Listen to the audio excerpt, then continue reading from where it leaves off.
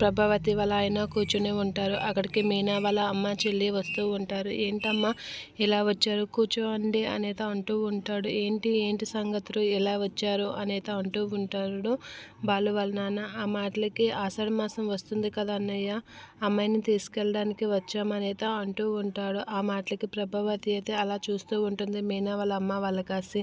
"ఏంటమ్మా ఈ రోజుల్లో కూడా ఆషాఢ మాసం పట్టింపులు ఉన్నాయా" అనేత అంటూ ఉంటాడు బాలు వాళ్ళ నాన్న. ఆ మాటలకి మీనా వాళ్ళ చెల్లి అయితే "మేం పట్టించుకోము కానీ అత్తయ్య గారు బాగా పట్టించుకుంటారు మామయ్య" అనేత అంటూ ఉంటుంది.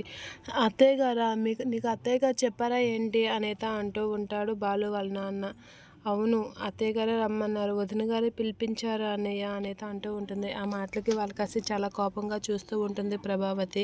ఇక అదే టైంకి బాలు వచ్చేసరికి "ఏంటి అత్తయ్య ఏమి ఇలా వచ్చారు" అని అంటే "రా బాబు కూర్చో" అనేత లేచి కూర్చుంటూ ఉంటుంది. "ఆషాఢ మాసం కదా, అందుకే మీనాని తీసుకెళ్ళడానికి వచ్చారు" అని ప్రభావతి చెప్తూ ఉంటుంది. అలా చెప్పగానే బాలు అలా చూస్తూ ఉంటాడు.